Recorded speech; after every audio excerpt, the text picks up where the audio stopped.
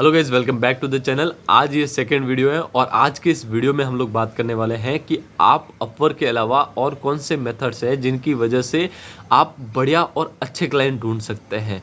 Upwork के ऊपर आजकल ऐसा हो गया है कि जैसे हमारी प्रोफाइल कहीं गुम सी हो गई है, अच्छे क्लाइंट्स नहीं मिलते, घंटों बिडिंग करते रहते हैं, फिर भी कोई एक अच्छा प्रोजेक्ट हाथ नहीं लगता।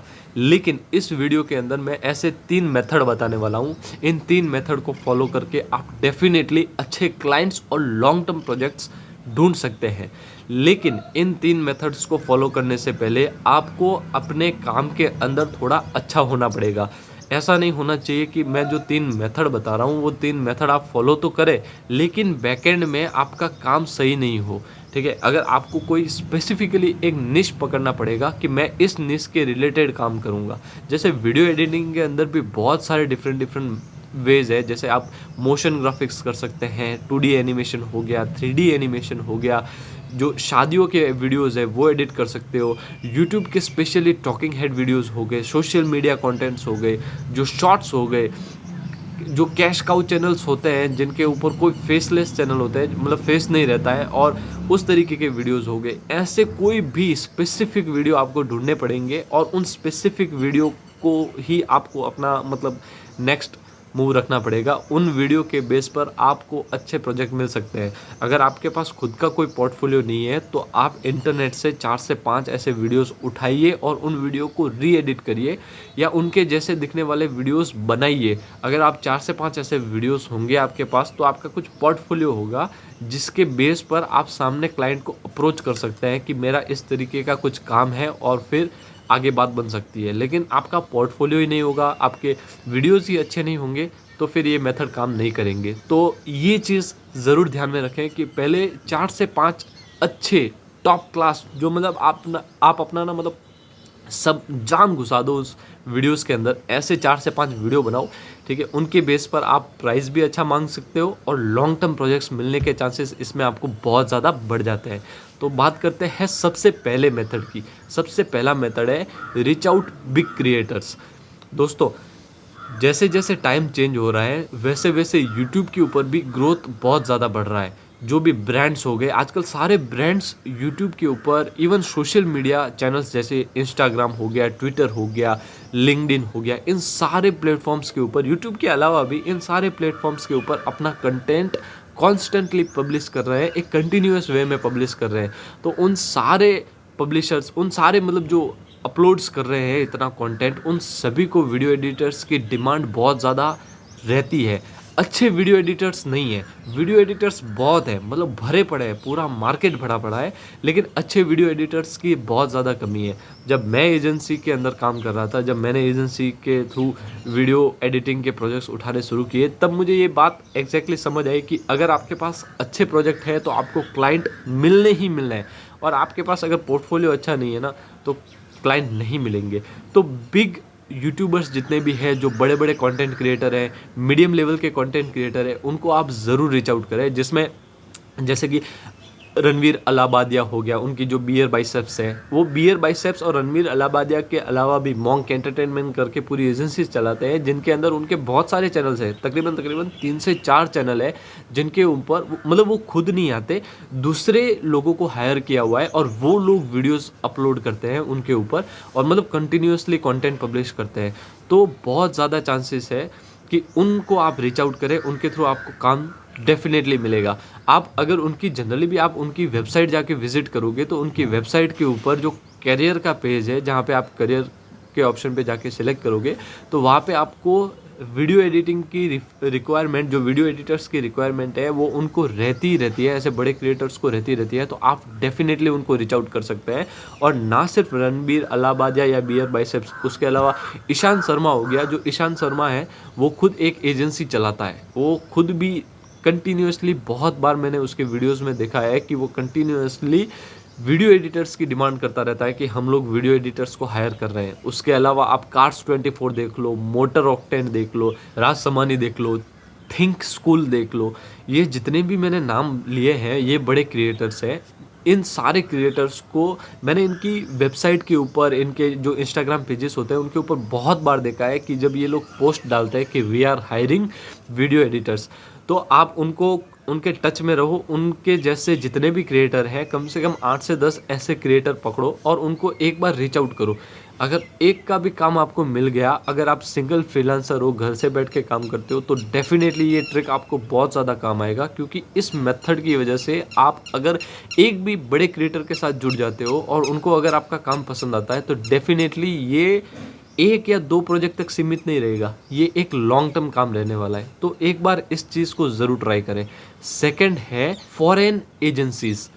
दोस्तों, जैसे इंडिया के अंदर भी एजेंसीज़ है, वैसे ही जैसे यहाँ पे क्रिएटर है, वैसे वहाँ पर भी बाहर बहुत सारी एजेंसीज़ हैं। सबको अपवर्क के बारे में या फ्रीलांसर के बारे में नहीं पता है कि हम किसी फ्रीलांसर को हायर करें और उनको काम दे दें। इसलिए वो लोग क्या करते हैं कि आसपास में ही लोकल एजेंसीज़ को हायर करते हैं। तो एजेंसी क्या करती है कि उनका वर्क लोकल ऐसे ही अपवर्क और फ्रीलांसर जैसे प्लेटफॉर्म से करवा के उनको रीसबमिट कर देती है। कुछ केसेस में वो अपने अंडर ही करवा लेती है। जैसे एजेंसी है तो उन्होंने अपना in house video editor hire किया हुआ है, तो उनके थ्रू भी वो काम निकलवा देते हैं। जब हम लोग एजेंसी में काम कर रहे थे, जब हमारी जो एजेंसी बना के काम कर रहे थे, उस टाइम पे हमें भी ऐसे बाहर के बहुत सारे प्रोजेक्ट्स मिलते थे, जिसके अंदर क्या होता था, एजेंसी जो डायरेक्ट कांटेक्ट करती थी। हम सोशल मीडिया के ऊपर कंटिन्यूस पोस्ट वगैरह डाला करते थे और उनसे मतलब तो वो लोग सामने से रीच आउट करते थे। उस टाइम पे इतना ज़्यादा कंपटीशन नहीं था, तो वो लोग रीच आउट करते थे कि भाई हमें इस तरीके का वीडियो बनवाना है। और जनरली जो वीडियो रहते थे ना, वो 2D एनिमेशन हो गए या इंट्रो टाइप के हो गए, इस टाइप के वीडियोस जो कमर्शियल बेस्ड वीडियोस होते हैं, ऐसे वीडियोस बहुत आते थे। और छोटे छोटे वीडियोस रहते थे, प्राइस भी उनका 3000, 4000, 5000 के अराउंड रहता था और बल्क में रहता था कि भाई 20 वीडियोज़ है, 25 वीडियोज़ है। तो ऐसा कंटिन्यूस काम बाहर से भी मिलता रहता था। तो ये भी एक बहुत बढ़िया वे है कि आप जो बाहर की एजेंसीज़ है ना, उनको एक बार ज़रूर कांटेक्ट करो। जैसे यहाँ पे हो गया कि भाई ओम इन्फो सॉल्यूशन है या टेक इन्फो सॉल्यूशन है, ऐसी एजेंसीज आप अपने लोकल मार्केट में, आप मतलब जिस सिटी में रहते हो ना, वहाँ पे बहुत सारी होगी। सेम उसी तरीके की जो बाहर की कंट्रीज है, जैसे कि आप दुबई में, हमको वहाँ दुबई से ज़्यादा प्रोजेक्ट्स मिलते थे। आप दुबई रीच आउट कर सकते हैं, ऑस्ट्रेलिया रीच आउट कर सकते हैं, स्विट्ज़रलैंड, यूके, बहुत सारी कंट्रीज़ है। उन कंट्रीज़ को टारगेट करें जिन कंट्रीज़ के अंदर पैसा भी अच्छा हो और थोड़ा लगे कि यहाँ पे एजेंसीज़ और कंपटीशन थोड़ा सा कम हो।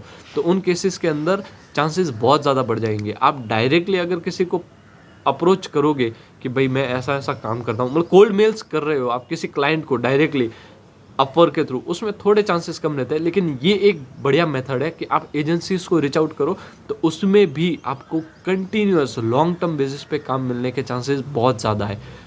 थर्ड जो मेथड बात करने वाला हूँ वो है ऑफलाइन मार्केट। जैसे ऑनलाइन बहुत सारी एजेंसीज है, उन सारी एजेंसीज के अलावा जैसे ऑनलाइन बहुत सारी एजेंसीज है, जैसे मैंने आपको बताया कि आप अदर कंट्रीज़ की एजेंसीज़ को कांटेक्ट करें, वैसे ही सेम आप अपने ऑफलाइन मार्केट के अंदर भी कर सकते हैं।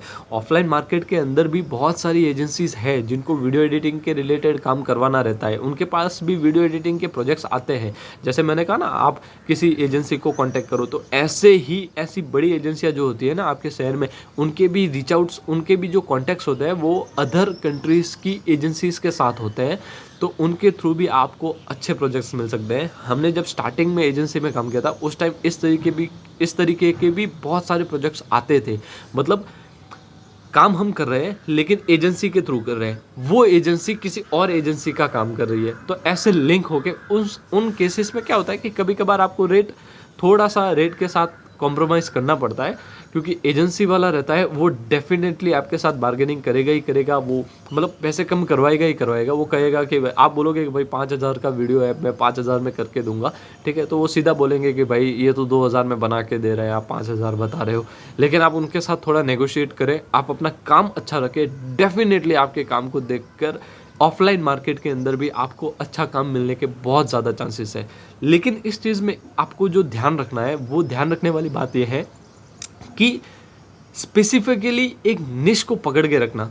अगर आप मतलब समझो कि सारा काम कर रहे हैं, आप 2D एनिमेशन भी बना रहे हैं, 3D एनिमेशन भी बना रहे हैं, मोशन ग्राफिक्स भी कर रहे हैं, यूट्यूब के टॉकिंग हेड स्टाइल वीडियोस भी एडिट कर रहे हैं, फिर वाइट बोर्ड वाले वीडियोस भी बना रहे हैं, शादियों के वीडियोस भी एडिट कर रहे हैं। अगर आप सारा काम ऐसे फैला के रखोगे ना, तो फिर इसमें कोई मतलब नहीं है, आप कहीं के नहीं रहोगे।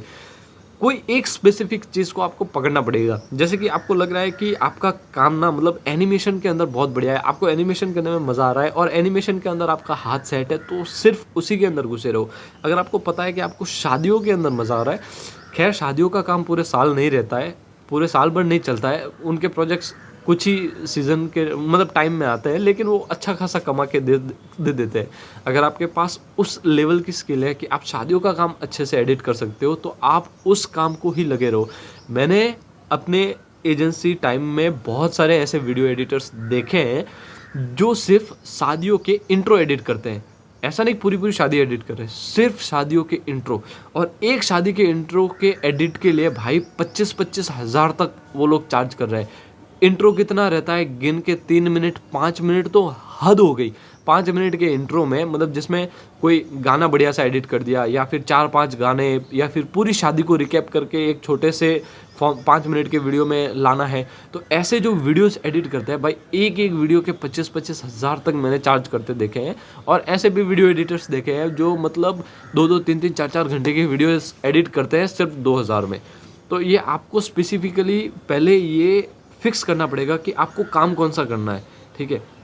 एक स्पेसिफिक एक काम को पकड़िए, आप उस एक काम के रिगार्डिंग आप बाज़ार में काम ढूंढिए। आपको बहुत ज़्यादा काम मतलब बाज़ार में बहुत काम है, लेकिन करने वालों की कमी है।